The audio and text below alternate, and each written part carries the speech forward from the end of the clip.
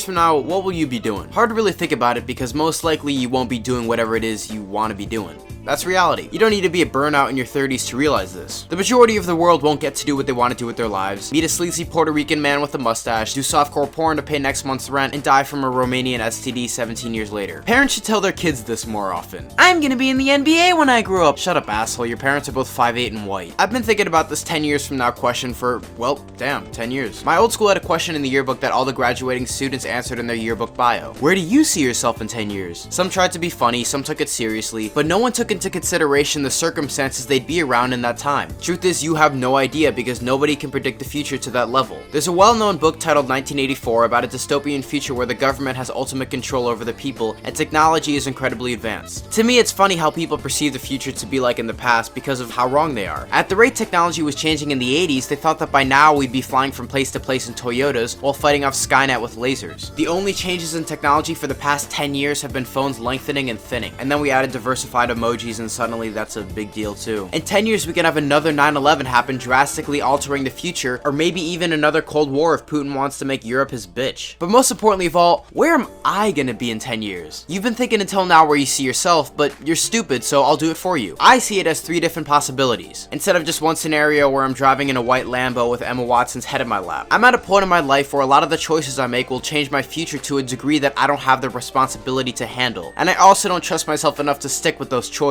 I'm stupid too, you're not alone. I could either be a college graduate trying to make it in New York City, pretty much the plot to any basic cable sitcom. I could be a high school graduate and mediocre comedian that you kind of know from that one thing you saw that one time. Or I could be without any diploma living in a shitty apartment in some shitty state, you know, one of those irrelevant states like fucking Arkansas or South Dakota, or anywhere in Canada. See, I like to keep those 3 possible situations low standard because secretly I don't believe any of these things will happen, and secretly I believe I'm gonna be super famous even with the Emma Watson thing. Having the low standard situations firsthand would make me feel better if it did actually happen. This is because all humans, well, rather annoying middle class nerds like the people watching this video, are far too hopeful for their futures. But what about you? You could be 35, you could be 11, you could be a gamer, you could be a dad. Hell, you could even be female if you stuck around after that feminism video. Where are you gonna be in 10 years? That's a long time from now. Maybe by then you'll get the fuck out of that blanket and throw the food out from under your bed.